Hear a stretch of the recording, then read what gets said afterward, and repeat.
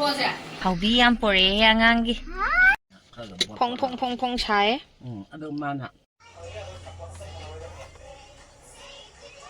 Hi guys, good morning mayam, good morning mayam ngasidi Devi Puja numitnebako Durga Puja numitne mayam Durga Puja numitki yafa paujal pijari ado aidi kaino tawba yadrebako bad luck haitare chakhum changdrebako aduna lai khurumjabadi chatpa yararoi aduna sum asai fau horen koiba ngahak chatkanebako hojik ngahaktang matungda potchai lawba lakanena ai kaino aigi customer hairebako adugi ma ngahak ngairani aduduga kaino potsu kanna kaino tawriba tharibako aduduna horen loiraga nungdang ta tokmale khoi ngasi koidujeko ado asai fau sum koithungnebako ado sum hapjarake phane khalli kanama kaino ma si kaigraba mayam ꯀꯔꯤꯗꯤ ꯎꯄꯥꯏ ꯂꯩ ꯄꯨꯡꯁꯦ ꯌꯥꯝ ꯊꯤꯅ ꯊꯦꯡꯉꯦ ꯑꯗꯣ ꯊꯦꯡꯉꯁꯨ ꯊꯦꯡꯅ ꯑꯁꯥꯏꯕꯣꯛ ꯁꯨꯝ ꯊꯣꯛꯎꯁꯦꯅ ꯀꯦꯕ ꯍꯧꯒꯠꯂꯦꯕꯀꯣ ꯑꯗꯨꯝ ꯏꯆꯝ ꯆꯝꯅ ꯑꯗꯨꯝ ꯀꯦꯁꯜꯂꯦ ꯕꯤꯠ ꯂꯩꯇꯅ ꯍꯥꯏꯗꯤ ꯄꯨꯡ 9 ꯍꯦꯟꯈ꯭ꯔꯦꯕꯀꯣ ꯌꯨꯝꯗꯩ ꯊꯣꯛꯇ꯭ꯔꯤ ꯌꯦꯡꯉꯨꯅꯦ ꯀꯣꯏꯕ ꯀꯅꯥꯝꯇ ꯑꯗꯨꯃꯥꯏꯅ ꯀꯣꯏꯅꯗꯕꯅꯤꯅ ꯑꯩꯁꯨ ꯕꯤꯠ ꯂꯩꯁꯜꯂꯛꯇ꯭ꯔꯦꯕꯀꯣ ꯑꯗꯣ ꯑꯩꯅ ꯁꯨꯝ ꯆꯠꯇꯣꯏꯔꯥ ꯆꯠꯂꯣꯏꯗꯣꯏꯔꯥ ꯈꯪꯗꯦꯅ ꯀꯨꯏꯅ ꯂꯣꯏꯁꯟꯗ꯭ꯔꯦꯕꯀꯣ ꯍꯥꯏꯗꯤ ꯁꯤꯃꯦꯟ ꯒꯥꯔꯤ 3 ꯂꯥꯛꯄꯒꯤ ꯑꯗꯨ ꯊꯥ ꯂꯩꯕꯒꯤꯅꯦ ꯑꯗꯨꯝ ꯉꯥꯏ ꯂꯩꯔꯕꯀꯣ ꯑꯗꯨꯅ ꯑꯩꯅ ꯕꯤꯠ ꯂꯩꯇꯗꯅ ꯇꯧꯕꯗ ꯇꯥꯃꯣꯅ ꯉꯁꯥꯏꯗꯩ ꯆꯠꯁꯦ ꯍꯥꯏꯖꯔꯝꯕꯅꯤꯅ ꯅꯨꯡꯉꯥꯏꯇꯦ ꯑꯁꯥꯏꯕꯧ ꯆꯠꯂꯨꯔꯁꯦꯅ ꯃꯥꯅ ꯂꯣꯏꯁꯜꯂꯣ ꯑꯁꯥꯏꯕꯧ ꯆꯠꯂꯨꯔꯁꯦ ꯗꯤꯅꯔ ꯑꯣꯏꯅ ꯇꯧꯔꯨꯔꯁꯦꯅ ꯍꯥꯏꯕꯀꯣ ꯑꯗꯨꯒꯤ ꯑꯩꯁꯦ ꯂꯣꯏꯁꯟꯕ ꯍꯧꯒꯠꯂꯤꯅꯦꯕꯀꯣ ꯅꯨꯡꯗꯥꯡꯅꯤꯅ ꯌꯥꯝꯅꯗꯤ ꯀꯦꯁꯟꯗ꯭ꯔꯦꯕꯀꯣ ꯑꯗꯣ ꯑꯥꯏꯁꯦꯗꯣꯒꯗꯤ ꯈꯤꯇꯪ ꯍꯥꯞꯆꯜꯂꯦꯕꯀꯣ ꯒ꯭ꯂꯤꯇꯔ ꯈꯤꯇꯪ ꯍꯥꯞꯀꯦ ꯇꯧꯕꯅꯦ ꯍꯥꯏꯗꯤ ꯀꯩꯅꯣ ꯁꯦꯠ ꯈꯤꯇꯪ ꯀꯥꯕꯒꯤ ꯃꯑꯣꯡ ꯇꯧꯋꯦꯕ ꯒ꯭ꯂꯤꯇꯔ ꯍꯥꯞꯄꯁꯤꯅ ꯑꯗꯩ ꯒ꯭ꯂꯤꯇꯔꯒꯁꯦ ꯈꯤꯇꯪ ꯍꯥꯞꯆꯜꯂꯦ ꯑꯗꯨꯒ ꯋꯥꯈꯜꯒꯗꯤ ꯍꯥꯏꯗꯤ ꯉꯁꯥꯏꯗꯒꯤ ꯑꯗꯨꯗ ꯆꯠꯀꯦ ꯀꯥꯏꯅ ꯈꯜꯂꯝꯃꯤꯅꯦꯕꯀꯣ ꯑꯩꯅ ꯑꯩꯈꯣꯏ ꯃꯥꯒꯁꯦ ꯅꯨꯡꯗꯥꯡ ꯋꯥꯏꯔꯝꯗ ꯏꯃꯥ ꯅꯪ ꯂꯥꯛꯑꯣ ꯑꯗꯨꯗꯨꯒ ꯉꯁꯥꯏꯕꯨ ꯀꯣꯏꯔꯨꯁꯤ ꯀꯥꯏꯅ ꯍꯥꯏꯔꯒ ꯀꯧꯔꯦ ꯑꯗꯨꯒ ꯁꯨꯝ ꯄꯨꯡꯗꯣ ꯌꯧꯁꯜꯂꯛꯄꯗꯨꯗ ꯑꯩꯁꯦ ꯕꯤꯠꯁꯦ ꯂꯩꯁꯜꯂꯛꯇ꯭ꯔꯦꯕꯀꯣ ꯂꯩꯇ ꯑꯗꯨꯝ ꯀꯦꯁꯜꯂꯦ ꯑꯗꯣ ꯀꯦꯕ ꯂꯣꯏꯁꯜꯂꯛꯑꯦ ꯂꯤꯞꯁꯇꯤꯛ ꯑꯃ ꯆꯝꯅ ꯁꯨꯝ ꯌꯥꯝ ꯀꯟꯅꯗꯤ ꯌꯥꯛꯅ ꯁꯪꯉꯣꯏꯒꯦꯕꯀꯣ ꯑꯗꯨꯅ ꯁꯤ ꯃꯊꯛꯇ ꯑꯆꯝꯕ ꯑꯃꯒ ꯇꯩꯁꯟꯒꯦ ꯇꯧꯕꯅꯦ ꯑꯗꯨꯅ ꯀꯩꯅꯣꯁꯦ ꯁꯦꯠꯁꯦ ꯑꯃ ꯐꯠ ꯂꯥꯎꯅ ꯍꯥꯏꯗꯤ ꯑꯣꯟꯅꯕ ꯑꯃ ꯑꯩꯅ ꯑꯍꯥꯟꯕ ꯁꯪꯕꯁꯤꯅ ꯈꯔ ꯌꯥꯛꯑꯦꯕꯀꯣ ꯑꯗꯨ ꯌꯥꯝ ꯌꯥꯛꯄꯁꯨ ꯄꯥꯝꯗꯦ ꯑꯗꯨꯒꯤ ꯑꯆꯝꯕ ꯑꯃꯅ ꯃꯊꯛꯇ ꯐꯤꯜ ꯑꯞ ꯇꯧꯔꯦ ꯑꯗꯨꯒ ꯁꯨꯃꯥꯏꯅ ꯂꯩꯔꯦ ꯑꯗꯣ ꯄꯥ ꯍꯥꯞꯄꯝꯕꯩ ꯂꯧꯊꯣꯛꯈꯤꯕꯒꯤ ꯃꯤꯠꯁꯦ ꯏꯍꯥꯡ ꯍꯥꯡꯉꯦꯕꯀꯣ ꯑꯗꯨꯅ ꯃꯁꯀꯔꯥꯁꯦ ꯈꯔ ꯁꯪꯖꯟꯒꯦ ꯇꯧꯅꯦ ꯃꯁꯀꯔꯥꯁꯤꯁꯨ ꯂꯣꯏꯁꯜꯂꯛꯀꯗꯣꯔꯦꯕꯀꯣ ꯑꯩꯅ ꯀꯩꯅꯣ ꯄꯥ ꯍꯥꯞꯄꯝꯕꯒꯤ ꯃꯁꯀꯔꯥꯁꯦ ꯊꯑꯣꯏꯅ ꯑꯃꯨꯛ ꯁꯤꯖꯤꯟꯅꯔꯨꯗ꯭ꯔꯦ ꯑꯗꯨꯅ ꯂꯧꯁꯨ ꯂꯧꯗꯕ ꯍꯥꯏꯇꯥꯔꯦ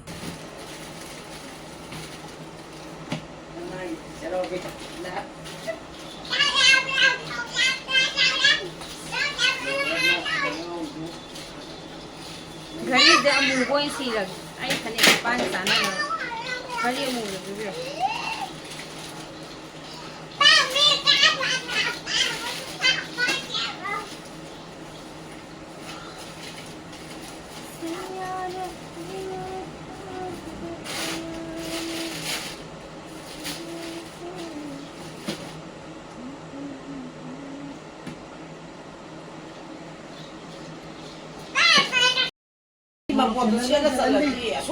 ꯌꯦꯡꯒꯦꯅꯦ ꯆꯥꯗ꯭ꯔꯦ ꯑꯗꯨꯏꯁꯨ ꯑꯗꯨꯝ ꯇꯣꯡꯁꯟ ꯇꯥꯕꯅꯤ ꯑꯥꯗ ꯂꯩꯍꯧꯔꯦ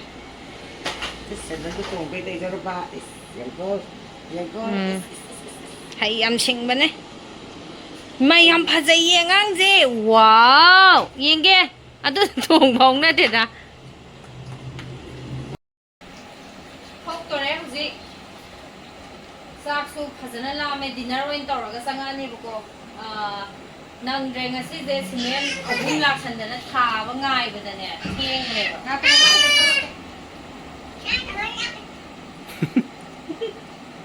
ꯀꯔꯤ ꯋꯥ ꯉꯥꯡꯅꯣ ꯈꯪꯗꯦ ꯀꯩꯅꯣ ꯑꯩ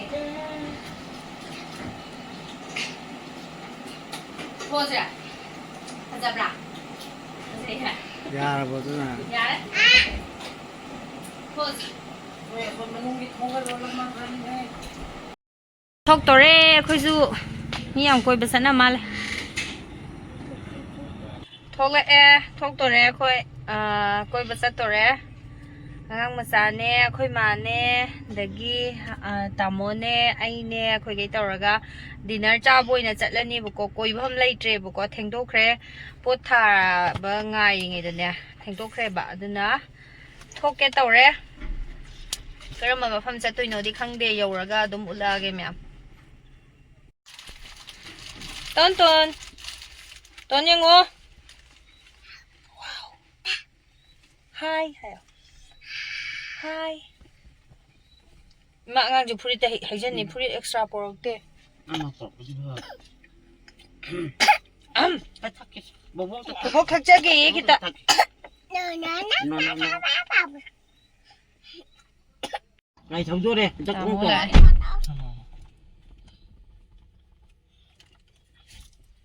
Chatore Koiba. Coffee culture han yaure papa na hawilora ni ye. Coffee culture dagi coffee amom tang hana thakto oga cha sena. La me bako. Lai khuramba ya dabanina devi thadabam da ju changamdre. Pore. Hawbi yam pore he angangi. Angangi cake kayam yaure he. Angangi karam siro. Angangi si. Cake kayam yaure lo som da lo. Phong chai. Ano man ha? How brima. Không được ra gì mới được sao? Mông chai. Hảo ấy. Strawberry này. Bông chai. Hảo. Cái này giờ cái bỏ. Thì anh em quay dầu đấy chứ cũng mà phần mà khai ta. Dầu đấy mà hình ra showroom dầu đấy tôi xin lấy tôi quay chạy đi vào phẩm Flavor Heaven. Dầu đấy. Lay tam ni manung da parking da myam leungan gari mamangi chabam dune hauju hawi nan ju na len tong bani da thidi close oire hai khre dau yadre kari charu ne ko shai ne am Pamjaba lak ban lambi service am phajai yam ju hawi Mahendra showroom ni kaino Mahendra ki hauji kanu gari anouba ma lakpado khangbra ha ngarang han yorakpado phajare dudi pura aeroplane ne manung do hangtokpado phajai pame wai thog lai de kitang hen toga kaino maming je jam South Indian restaurant thai sida tare oin location yam lap na chalu ro matung da nak lai ram mai wafam khoi ma ga la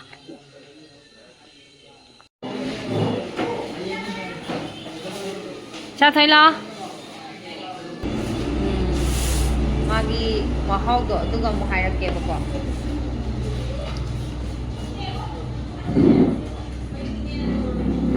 mushroom chili gobi fry octopus saja. Nang jaro ya. Octopus saja ya. Itu sana berarti ternyata tahu hari itu yang mana? Aku yang sare ya octopus. Tinggi pisang tahu sana.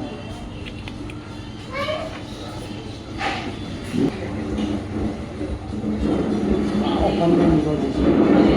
Wah, ni gitu. Korok sudah kadang phngdre ni.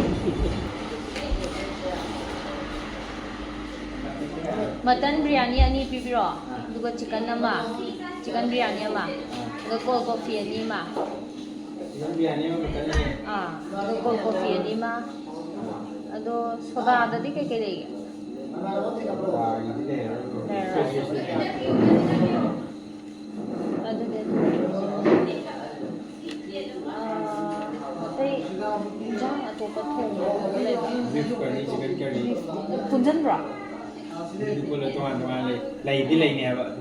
Tapi punjan lah dong. Ada tu bibi roh ya, ni cabai roh.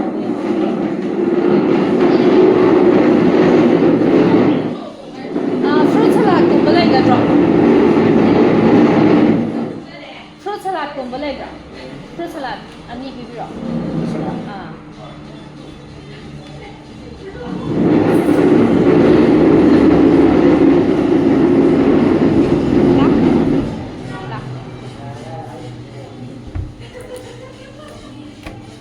Có một cái gì?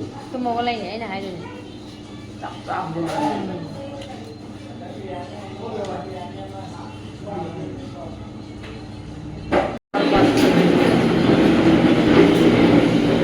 Này đấy San.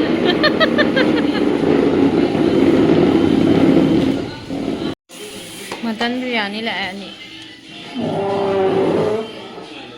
Sina chicken biryani Emagi. Sina khoi bani ki mutton biryani.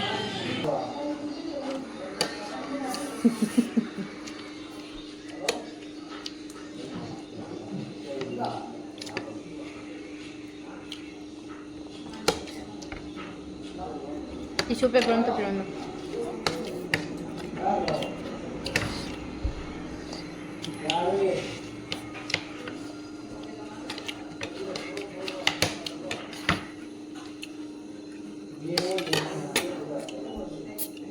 Aduh di keno ne, maru ne, ising yang mah mau sarang aja.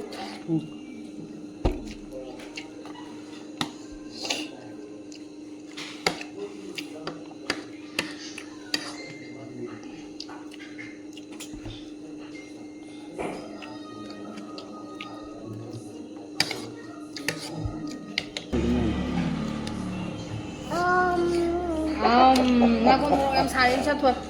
Xin cho hạt bia kể là xin sao mà có phần. Chắc này mình đang bổ màu sao vậy? Mình cho anh làm giàu em đang bổ. Mà lu giàu em mình chắc thôi đang bổ. Xin cái gì? Đây là hạt bia gì đó? Aduh mau kan? Đây thuốc gì đó? Rồi nó bổ. Mau saya.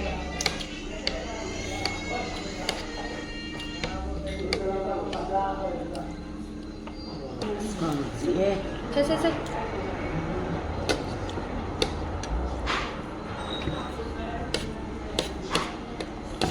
Satu ya, hau bida eh. Ya, pergi awal apa hari itu saya? Oh. Sini nanti ada awal. Ayo mau turun nanti. Ayo kopi bro. Apple kopi.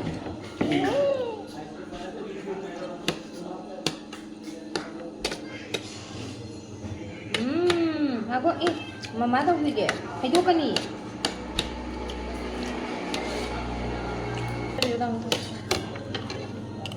Apa yang itu? Itu ada?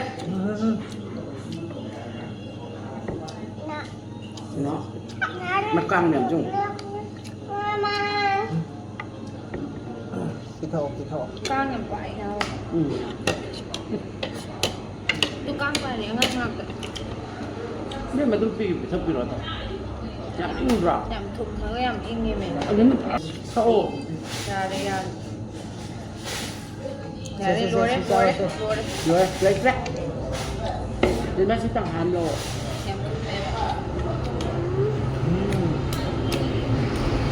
Điều chỉnh nhằm vào cần.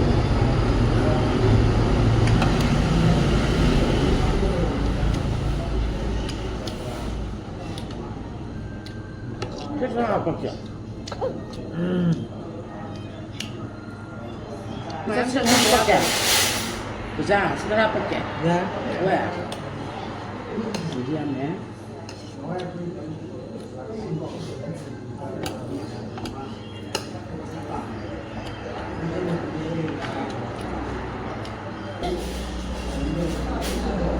Nggak ada? Ini kakak. Cak. Kita kan udah ada tuan.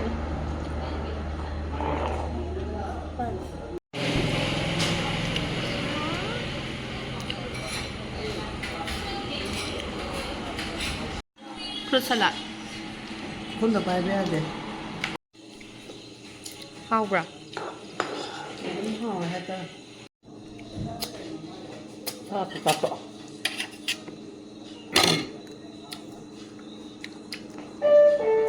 Ito sama sa ito sa Kaya?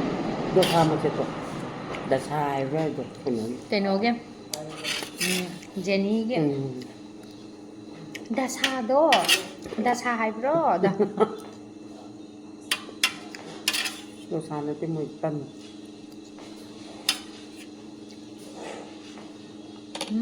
เขา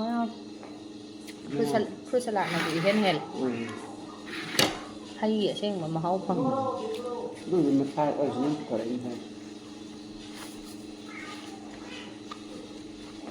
Khai cho khai. Nói dinner lo chan grass mun tau dana la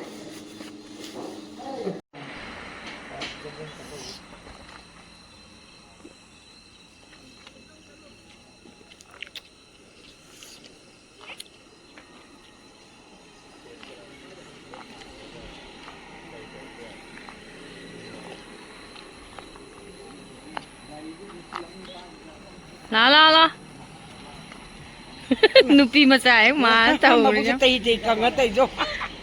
khang gao loi chu han ngai ma na hum chat la se loi re cha ba devi thada ba mi aur re nu shan la amal Lôi sân lên. Lôi nó lôi cái. nu shan Thobal bazaar yaur re khoi ma thamam mani loi lol